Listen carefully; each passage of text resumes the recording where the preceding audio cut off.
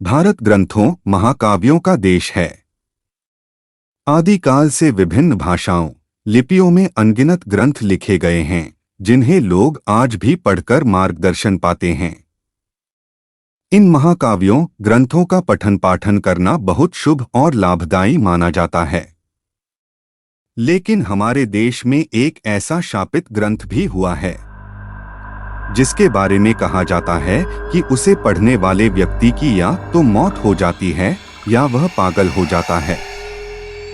इस शापित ग्रंथ का नाम नीलावंती ग्रंथ है। ऐसे सवाल ये उठता है कि इस ग्रंथ में आखिर क्या है या ये ग्रंथ किस बारे में है।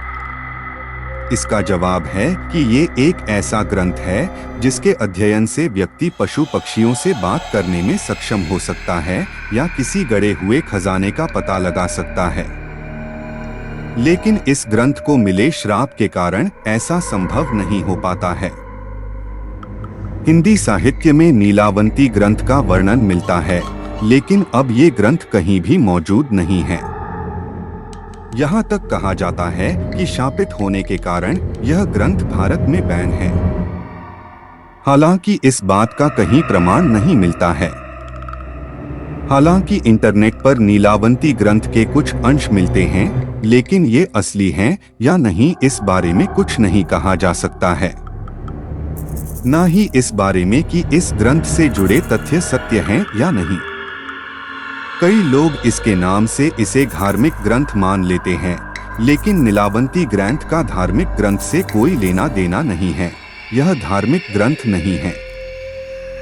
फिर भी इसे नीलावंती ग्रंथ के नाम से जाना जाता है, क्योंकि इसमें दिए गए ज्ञान से महान शक्ति को पाया जा सकता है। नीलावंती ग्रंथ की शक्ति की कोई सीमा नहीं है। यह ऐसी शक्ति है जो इंसान अपार मुश्किलों के बाद पा सकता है। नीलावंती ग्रंथ को पढ़ना खतरों को न्योता देने समान है, क्योंकि अगर कोई नीलावंती ग्रंथ को बीच में या आधा अधूरा पढ़कर छोड़ देता है, वह व्यक्ति पागल हो जाता है। लेकिन नीलावंती ग्रंथ को पूरा पढ़ने वाला व्यक्ति मृत्यु को प्राप्त हो जाता है। अब सवाल आता है कि इतने खतरनाक ग्रंथ को पढ़ने की हिम्मत कौन करेगा। लेकिन आपको बता दें, नीलावंती ग्रंथ को कई लोगों ने पढ़ने की कोशिश की, जिसके बाद वह लोग या तो पागल हो गए या फिर मारे गए। परंतु यह ग्रंथ अब कहाँ है, इसके बारे में किसी को सही जानकारी नहीं, लेकिन इसके बारे कई कहानियां प्रचलित है।